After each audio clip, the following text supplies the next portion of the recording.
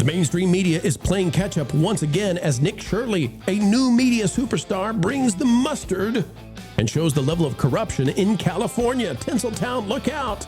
Nick Shirley has arrived, and the leering centers may be gone by as a story. But election rigging is all the rage in the new media these days, and Nick Shirley is bringing the facts, the data, and the videos.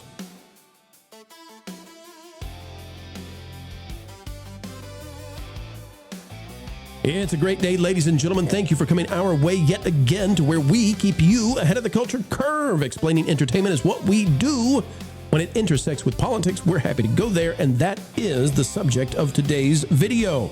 Nick Shirley became famous for exposing those leering centers in Minnesota. He's now down in California, where a lot of folks say everything is corrupt, everything is rigged, and the world of entertainment is going down the drain because of it. So, what if we told you Nick Shirley is going door to door, and he says that the 126-year-olds, well, they're still on the voting rolls, but they're not answering the doors. After the elections in California, people are saying, wait a minute, hold the phone, what's going on here? And Nick Shirley has left his humble abodes with the leering centers of Minnesota to take on the legacy media yet again. The new media superstar is headed on over to the Golden State, and he says, meet Doris. She lives in California and is registered as a 126-year-old who has voted in 51 elections and has no idea. California's voting system is so corrupt that by simply knocking on the door, it proves the election fraud. Here's the video, folks. We'll show it to you. And this one matters a bunch because Hollywood, I don't know if you know, is in California. The throne of entertainment is there. And there are many saying, hey, they dared to steal it from us again. So how old is this person who's eligible to vote here inside the United States, inside the state of California? 126 based on the Secretary of State. And this is Doris. Yeah. And now we're going to see if Doris is home. Are you Doris? She's right here. Yeah. I love that Doris, according to the voter roll, was born on January 1st, 1/1/1900. Which the millennium baby.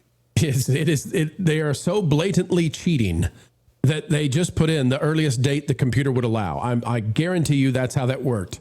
They were so lazy that 1/1/1900. How many people are on the voting rolls of California as 1/1/1900? Yes. Hello, Doris. Yes. How are you doing? I'm good. We're just going through the voting rolls here, and we're just confirming anybody who's above the age of 100 years old. And right here it says you're 126 years old. No, you got the wrong house. Are you Doris Wood? Yeah, but you got the wrong house. I'm Doris, but you got the wrong place. That's the wrong information, all that stuff. No, that's wrong. Oh, here, I can show you if you like. No, it's just that it's wrong. How come you think here in California they're just messing up on all these voting rolls here?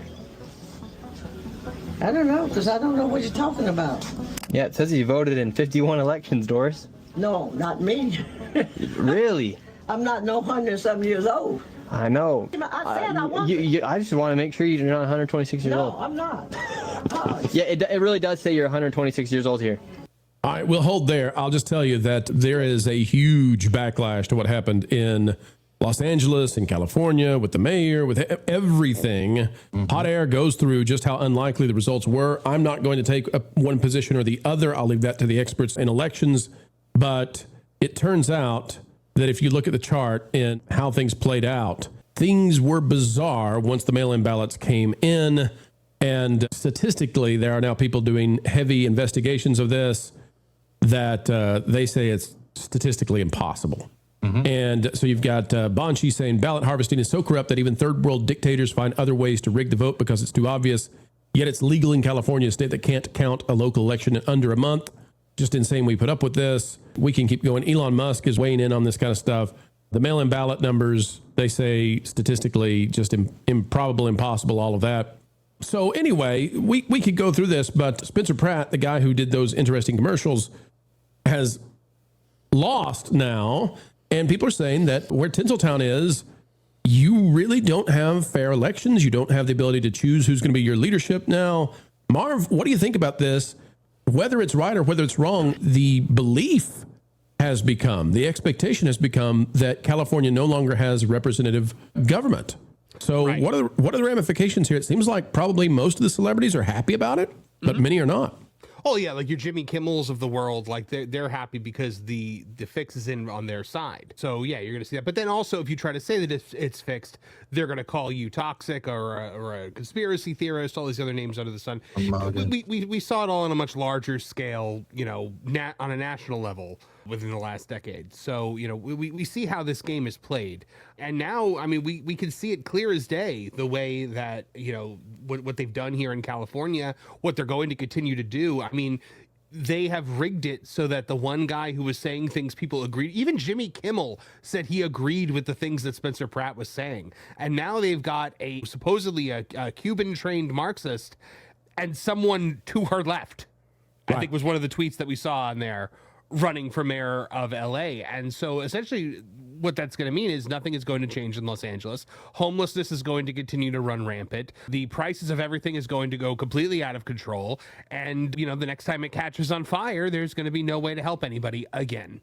Yeah, and so the guy who was in the lead made this commercial, "Everything is awful," and it was trending, and was in the lead at the time of, you know, the election day.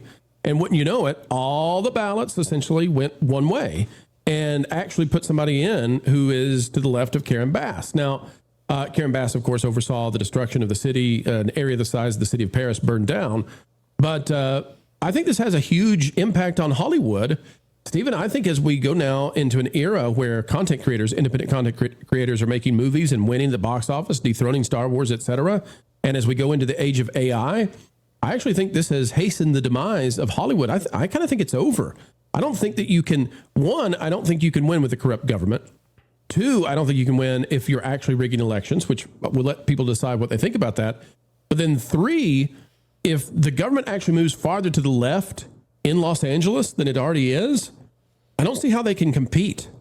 I don't see how they can compete with the rest of the country. And so I actually think that this is kind of the end. I think we're watching the end of Hollywood as a centralized location for entertainment production. I think it's over now. What do you think? Me? Yeah, you, Stephen, of course. I'm sorry. I didn't hear my name. I got spaced out because I'm looking at this entrancing Lego film and realizing one thing.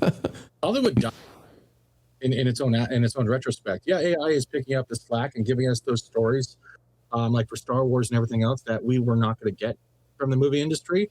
But Hollywood is pretty much dying and dead in its own way. Ideologies have killed it. Actors, actresses have killed it. We got Zeglers and all that type running around. And something has picked up the slack. And what has happened is we now have independent creators, like, look at the Backrooms. Successful, been around a long time. Right there. All of that is now coming up. It's like indie gaming. It's coming up because it's not just that people don't trust the big studios. It's that there's no more funding to provide huge, extravagant things and being successful. We're not seeing any return anymore. But we're seeing return on smaller projects. Yeah, and here's the thing, too. So we're watching this happen as YouTubers are absolutely dominating. Yeah. I mean, just dominating the box office. So if this is already taking place where Hollywood is already losing to independent content creators, and you put in somebody farther to the left, LA is already crazy left. So you go even beyond that, Caro, and what you get to is this is no longer a competitive market whatsoever. And it's being run as we know. I mean, is Cuba putting out the greatest movies in the world? Is North Korea putting out the greatest movies in the world?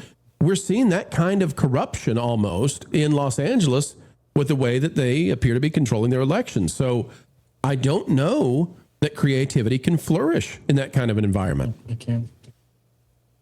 I don't think it can either. And I think they've really have kind of lost their way and have too many meddling forces going on there, to the point where trying to create something isn't simple anymore. And it's really tragic because they used to make all this wonderful content that we used to love going to the theaters for. And now it's like all we are, like most of us are just filled with skepticism. It's like, oh, it's a film from Hollywood. I don't know if I want to watch it or not.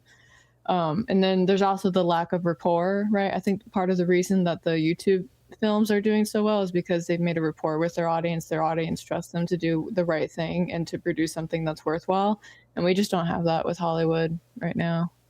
Well, the other thing too is that the equation for the YouTube content creators going to the box office, the ROIs here are insane. I mean, with Hollywood, they're trying to get like a 5-10% return on investment.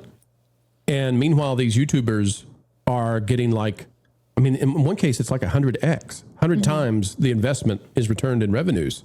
So everything is changing. And then you say, well, we want to strengthen the already overpowerful unions in California. We want to increase the taxes. And it's like, this is unsustainable. And I am a little bit surprised. And Jonas Fonas, if you wouldn't mind to tell us a little bit about this, I am a little bit surprised that they went back so quickly to this same thing they did years ago with elections, that they're just blatant now. They don't care how it's perceived. Even if the elections were fair, maybe we live in a world where this statistic anomaly happened somehow and it's real. It has the perception of fraud and unfair elections, and the perception is a travesty for California. Well, I think with this one, if I were to theorize that this is, what is it, late night ballot drop or whatever we want to, accuse them night after night, for a month. Yeah. Right. I think that this is probably one of the few races where they're just gonna do it, because what are they going to have? They're going to have federal intervention on even what are the largest and most important cities in the United States. Are they going to have a federal investigation into what happened there? Because I think of all the things that they can stonewall, this is near the top of the list. This is one that they can drag this out for a very long time and never get a result. And I think it was within the last 5 years that they proved that LBJ cheated in some of his vice presidential elections. The turnaround on proving that an election is rigged is decades in most instances. So I think this is one where they know that nothing can really be done about it. And they'll get so much airplay if they actually have the president of the United States, which is who would need to call for that investigation. If they actually had Donald Trump trying to interfere, and when I say interfere, I mean put himself into that election enough that it causes a disturbance in what may or may not be cheating. I think that plays too well on the liberal media, that they'd be playing into their hands. So I think that this is one where it's not so much is it cheating, it's what is the political currency that you have to have? What are the political resources that you have to fight it? It's like doing business with the olive oil salesman to make sure that your convenience store doesn't burn down. Okay, well, you can not pay the money, but you're going to have someone else stand in the balance for you. And I don't think we have anyone that's interested in that fight. Well, it's amazing. Go ahead, Marv. I was going to say, on a national level, they tried to do it again in 2024, but we were so hyper aware of it now after 2020 that there were so many safeguards put in place. California has no safeguards against things like this because there's nobody in any position of power that's not benefiting from the corruption. So on a national level, I think you're not going to ever be able to see something like 2020 ever again. But on a local level like that, in a state like California, or even a state like New York, I think that you're going to start seeing that more and more. And I think that the name of the game is getting, the lady who's not Karen Bass, I don't remember her name, but she's basically another Mamdani. So, and you've even got PBS now. I mean, when PBS is taken aback by how far left Los Angeles is about to lurch, remember that Karen Bass, she essentially, watched over the burning down of the city. She'll be running up against now in November progressive Nitya Raman, who is advancing in the November runoff. And listen to the way this is described by PBS. Progressive City Council member Raman has advanced to a November runoff against Los Angeles Mayor Karen Bass, setting up an unexpected matchup between two Democrats and former political allies to run the struggling city of nearly 4 million. PBS is calling it a struggling city now. The outcome means Spencer Pratt, a Republican and former reality television personality from the Hills, is out of the running. His candidacy had drawn national attention, but it goes on to say, let's see, the race has historical markers. Where is it that it actually says, there's a place in here where PBS, I'm not going to sit here and search for it, but there's a place in here where PBS says that this is essentially setting up Los Angeles to move farther to the left. And it seems like that Los Angeles may have been wanting to not go to the left, but they have no choice because of the way these elections are run. It's total corruption. You can see this Mail-ins arriving before Election Day were 38.1% in favor of Bass, 27.9% in favor of Pratt, 20% in favor of Rahman. That means that if that had held, Pratt would have won if the mail-ins just stayed the same. However, the mail-ins that were counted after Election Day, Pratt had a negative 9% drop. 9% drop, Bass had a 3% drop, and all of the surge went to Rahman, a 17% surge in mail-ins, not based on anything other than the calendar date in which they were opened and counted. I can't even imagine what the propaganda is going to be if they elect a socialist named Rahman into Los Angeles. That's what they'll be eating. It'll be spicy ramen. Well, it makes you wonder. Like, if the election isn't decided by voters, who in the intelligentsia of the politicos of Los Angeles, who do they want to win? Do they want Bass to win, or they want Rahman? I don't know, but it's up to them. Apparently, that's how this works. I think one will win on the basis of one thing. Will you let California burn next year? Yes or no? Maybe. Yeah. Maybe. You know, we've reached the end yet again. But ladies and gentlemen, we've had fun today, have we not? And until the next time we get to do so yet again, be a friend to the channel. Click that like button. Share your thoughts in the dialogue down below. And if you're not yet subscribed, well, we need you right here on Team Pro. Until we meet again, keep learning, keep growing, and as always, keep having fun.